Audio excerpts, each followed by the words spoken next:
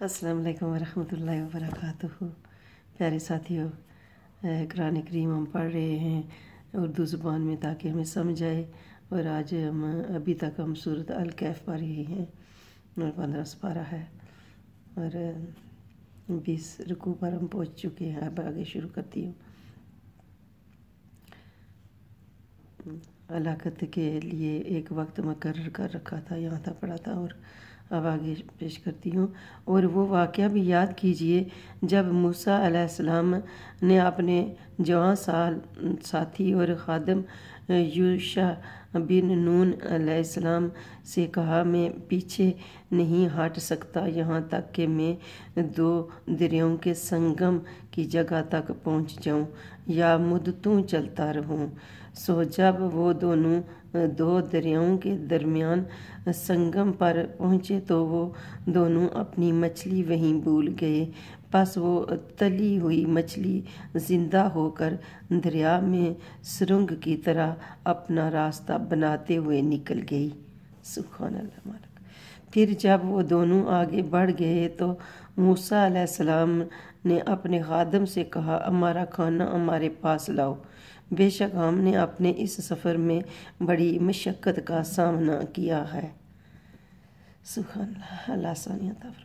خادم نے کہا، کیا آپ نے دیکھا جب ہم نے پتھر کے پاس آرام کیا تھا تو میں وہاں مچھلی بھول گیا تھا، اور مجھے یہ کسی نے نہیں بلایا سوائے شیطان کے کہ میں آپ سے اس کا ذکر کروں، اور اس مچھلی نے تو زندہ ہو کر دریا میں عجیب طریقہ سے اپنا راستہ بنا لیا تھا اور وہ غائب ہو گئی تھی۔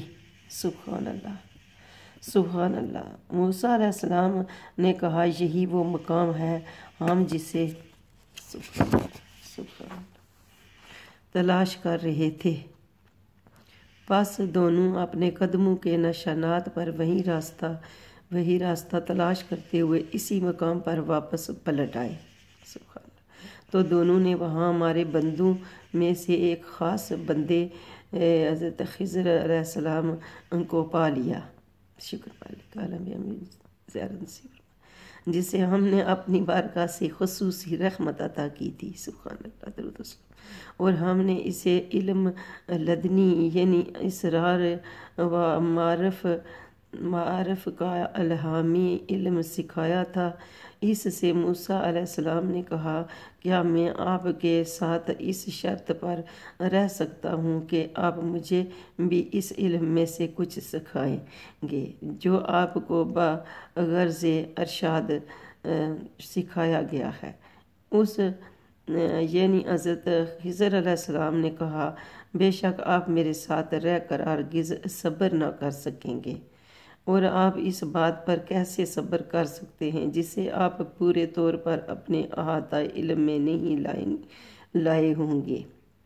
موسیٰ علیہ السلام نے کہا، آپ انشاءاللہ مجھے ضرور صابر پائیں گے اور میں آپ کی کسی بات کی خلاف ورزی نہیں کروں گا۔ خضر علیہ السلام نے کہا، پس اگر آپ میرے ساتھ رہیں تو مجھ سے کسی چیز کی بابت سوال نہ کریں یہاں تک کہ میں خود آپ سے اس کا ذکر کر دوں۔ سبحان اللہ، سبحان اللہ۔ پس دونوں چل دیے یہاں تک کہ جب دونوں کشتی میں سوار ہوئے تو خضر علیہ السلام نے اس کشتی میں شگاف کر دیا۔ موسیٰ علیہ السلام نے کہا کہ آپ نے اسے اس لیے شگاف کر کے پھاڑ ڈالا ہے کہ آپ کشتی والوں کو غرق کر دیں؟ بے شک آپ نے بڑی عجیب بات کی۔ خضر علیہ السلام نے کہا، کیا میں نے نہیں کہا تھا کہ آپ میرے ساتھ رہ کر ہرگز صبر نہیں کر سکیں گے؟ موسیٰ علیہ السلام نے کہا، آپ میری بھول پر میری گرفت نہ کریں اور میرے اس معاملہ میں مجھے زیادہ مشکل میں نہ ڈالیں۔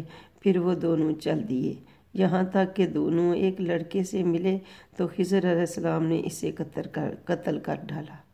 موسیٰ علیہ السلام نے کہا کہ آپ نے بے گناہ جان کو بغیر کسی جان کے بدلے کے قتل کر دیا ہے، بے شک آپ نے بڑا ہی سخت کام کیا ہے۔